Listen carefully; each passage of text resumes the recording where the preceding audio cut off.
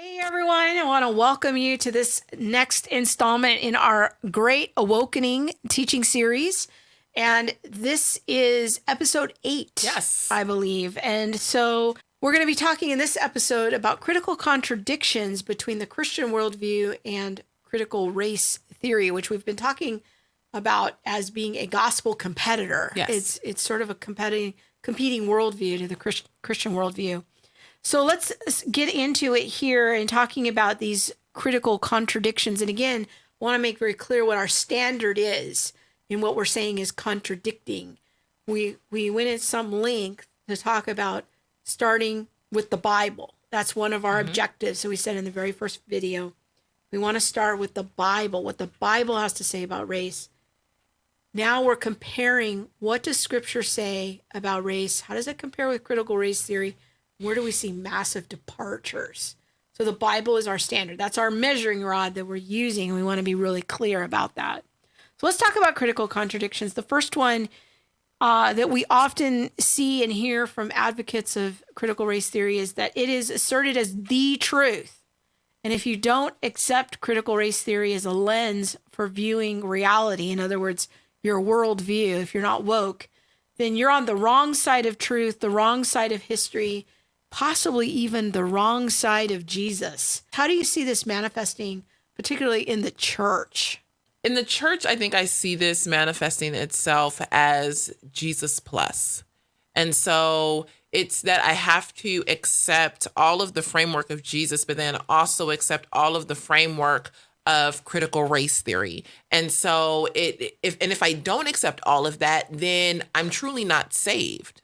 It certainly seems like that's the way they talk at times. Yeah. And I'm sure that they don't mean that. I want to give them the benefit of the doubt. I want to believe all things. But it certainly makes it sound like, for me as a white Christian, that I'm kind of this second-class citizen in the kingdom if I don't adopt a critical race theory lens. And it's really tough. And you'll hear people this in the sermon setups sometimes of saying, you know, if you don't agree with me, then you're on the wrong side. You're on the wrong side of truth. Yeah. Another thing is that social justice is also equivocated as being the gospel, that this is the gospel. And that's not true. Like, the gospel is Jesus's life, death, burial, and resurrection, not loving your neighbor. And so, or how you work out justice issues. Things like repentance from racism. If you are truly going to divest from your whiteness, if you're truly going to be a Christian who is on the right side of truth, and let's not even mention the fact of what is truth and how they are calling this truth and not keeping truth to the true historic definitions of what truth is what does Scripture have to say? Thank you. What does Scripture have to say about truth? But this leaving my whiteness and repenting from that. It's almost like this extra thing that I am supposed to repent from. Yes. And I think, like, there was one sermon that you and I listened to by a local pastor, and he went on for like the first 10 minutes of the sermon telling the congregation, like, if you can just get a hold of what I'm saying today, it's going to change your life. And you must do this. And if you don't, you're participating with Satan and you're in a demonic scheme. And then he went on to talk about systemic racism and critical race theory. I completely forgot about that. But and I'm like, whoa. Okay, so the emotional, psychological setup is, I better agree with this or I'm going to be coupled with Satan. Yeah. And I'm thinking, nobody wants to be coupled with Satan. But I don't agree with this. Yeah. So that was rough. Let's look at the second one here. The CRT view of history is basically a cyclical contest between oppressors and the oppressed. It's kind of this structure where there's the oppressors on top, the oppressed on the bottom, and then the oppressed kind of move their way up, and then they become the oppressors. Yes. And then these are the oppressed. That's a framework that we see right now in this moment in history. It is for so long that whites have been the oppressors. And now what we're seeing is this shifting of the tide where people of color are coming in and saying, no more oppression. Oppression is bad. White people are bad. Smash the patriarchy. Yes. And there becomes this oppression of people who are now white, or the patriarchy, like you said, the white Christian male. And it's okay to talk about white people in a derogatory way and to treat them badly and laugh at them in private. And I think that... Or in public, yeah. But there's this constant contest of who's going to be on the top and the people on the bottom wanting to move on the top. And it's this never-ending cycle. You've made the statement before that you see so many parallels between this moment and like the late 50s, early 60s. So maybe you can talk to us about that. I totally see this as another civil rights movement, so to speak. I think many people within the critical race theory framework really want white people to feel that pressing down, or the emotion and the volatility that was experienced by Blacks during that time. Does that make sense? Yeah, and I think that it's just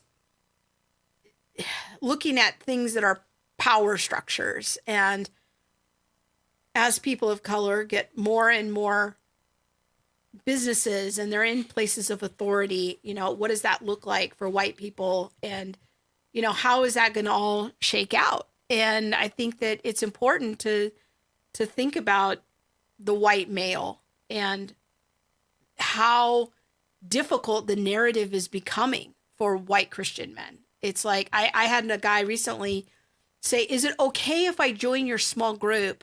I'm just a middle-class white male. And I'm like, wow, that's really sad that you think that you're less than because of your intersections or your lack of intersections. And it's we're getting into a posture of really demeaning an entire group of people and turning them into second-class citizens. It's an interesting dynamic to notice. It is. So, okay, let's go on to the next one. Critical race theory makes it nearly impossible for a white person or an unwoke person of color to completely divest themselves from whiteness, which means that we can't ever get to a meaningful place of unity or equality. It's a hamster wheel that seemingly never ends. Talk to us about that. Well, one of the things that that's truly impossible for a white person is to understand the experience of a person of color. And so because of that, or according to the critical theory narrative, critical race theory narrative, you can always try. You can always come closer. You can do the work. You can read a book. You can have conversations. You can ask questions. Don't ask too many. Don't ask the wrong questions. Don't ask the wrong questions. And then hopefully you'll be affirmed by a person of color as someone who is being able to be invited to the picnic, invited to the barbecue, so to speak. Being woke.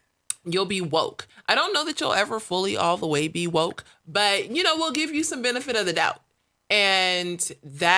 But that's where the impossibility comes from, because the minute that you have a question, the minute that you say something wrong, your card goes away. Your woke card goes away.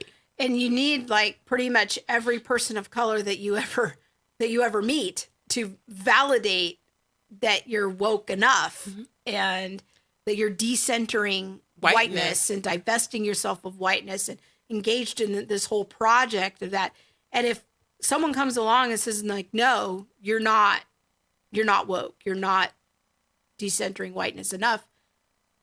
But what is enough? Exactly. It feels like this never ending thing of, well, what is enough? I remember early on in our conversations, I'd say, well, what would it look like if I was totally woke? Like, how would you know when I am? And what would that be? What would the criteria be? What do I need to meet? What's the goal? And it was very hard for you to quantify because I asked so many annoying questions in the beginning. Let's just be honest. All the wrong questions. Yeah, it's okay.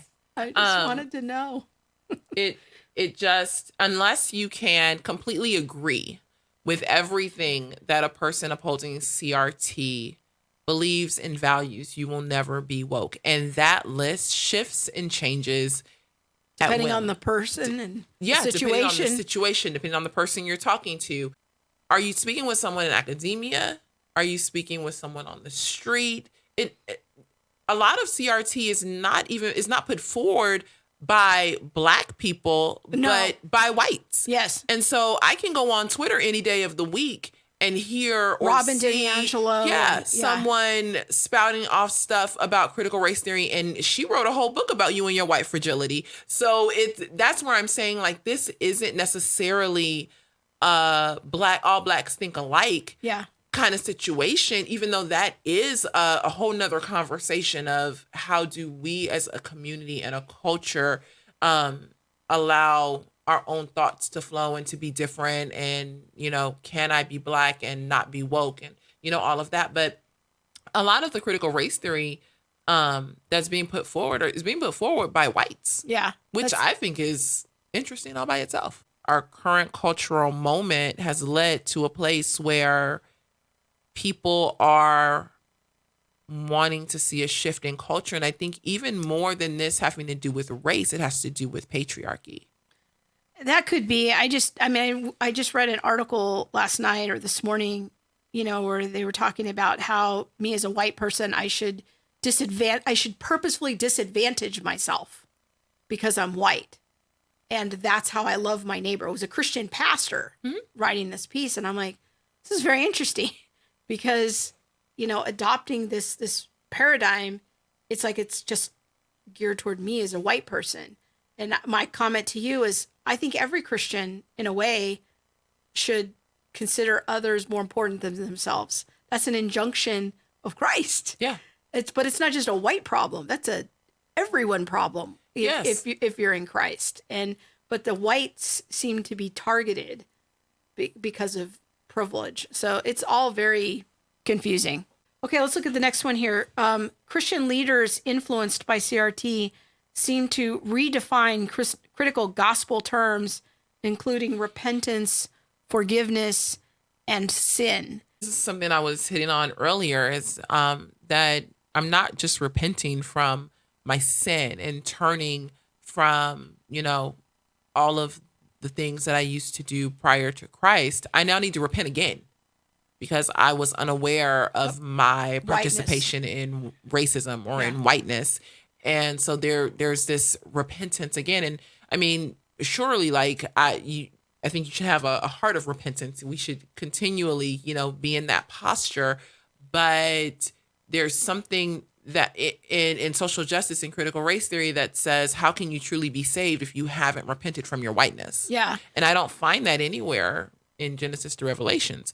Okay, the next one is same slide here, is that critical race theory seems to hold accountable the current generation for the sins of previous generations. And we alluded to this a little bit when we were talking about the biblical perspective on race and equality, but I think it's worth bringing it to the forefront here for a minute, because this is a very important and popular idea. And I think in the Old Testament, there are passages that say, the sins of the father will be visited onto the third and fourth and fifth generations of their sons. And so you do see this theme of your sin is going to impact your line 3 and 4 generations down.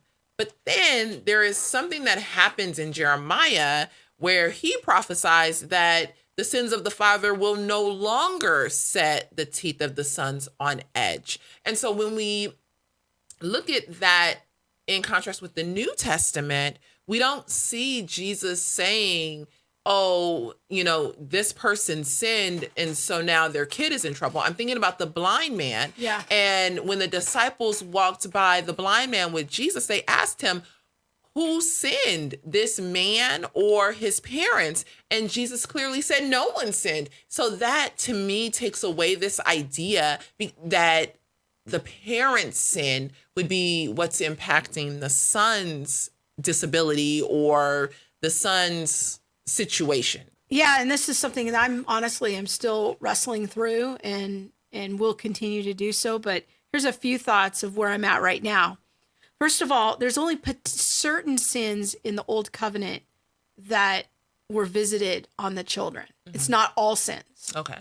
And secondly, I don't see a pattern where there are sins for, in particular, like the sin of slavery or owning slaves, that is looked upon as a sin that's going to be revisited on the children. And or the sin of partiality. Yeah. So there's other punishments that are imbued for partiality, and the treatment of slaves is important under the Mosaic law. And so, if you mistreat a slave, if you beat them, maim them, that sort of thing, there's punishments for that. You can't just treat people any kind of way under the Mosaic law. So yes, there are generational sins that God calls out, but I don't see that that's an issue on these types of sins. The second point is that it seems very clear to me that one of the aspects of the new covenant is that we are only found guilty for our sins as individuals. And that pattern is actually in the old covenant as well. But it's just more pronounced in the new covenant. So Jesus is our federal head, and he brings the forgiveness to all those who repent of their sins and believe in him. But that belief is critical. And even if you're born into the covenant, like if I'm looking at it from a more ancient faith perspective, where children are born into the covenant community and their parents kind of cover them for a little while, there comes a point where that child is also accountable for their faith. Mm-hmm. And they must place their faith and trust in Jesus. And we see this in Jesus's call to the Jews. He says, you think your father is Abraham, but you have to not rely on your genetic relationship with Abraham, your physical connection with Abraham. The true children of Abraham are the ones who have faith in me. And so if we really want to be a child of God, according to the Gospel of John, we have to go through Jesus. So it's not something you can be born into. It's not something that you can merely just rely on the faith of your parents. So that individual component is absolutely necessary for our salvation. So that gets us back to the question of being held accountable for the sins of previous generations. Yeah. I just don't see that as a biblical concept. I don't see it as being a biblical idea. But again, that relates to our previous point of needing to redefine certain critical theological ideas. All right, let's go into the next one here. Christian leaders who advocate for CRT seem to create an additional step of divesting oneself of whiteness in order to be considered truly righteous and fully accepted by the woke church community. You must become woke. To live unwoke, to fail to confess their sin of participating in racist systems, or to fail to divest of whiteness is to fall short of the life that Jesus requires you to live. This goes right along with what we said earlier, is that it's Jesus plus. Like, there is an additional step in your sanctification or your salvation that you have to, in addition to anything and everything else the Lord may be working with you on, divest yourself from your whiteness. You must become anti-racist. You must speak out against racism and oppression. These are things that you must do. It's not optional. Every Christian should be doing this. And if you're not, you're on the wrong side of truth. Exactly. Yeah. If you're not doing these things, you are on the wrong side of truth. You cannot be understanding the gospel correctly. Like, there's something that's amiss in your hermeneutic. Yeah. And so, there's a lot of implications that come, strong implications that come when you choose not to see the world through the lens of critical race theory in the church. Boy, that's a powerful word right there. So we're going to put a bookmark right there, and we're going to come back in our final installment of The Great Awokening. In our next video, we'll be wrapping it up. Thanks for watching. Bye-bye. Bye.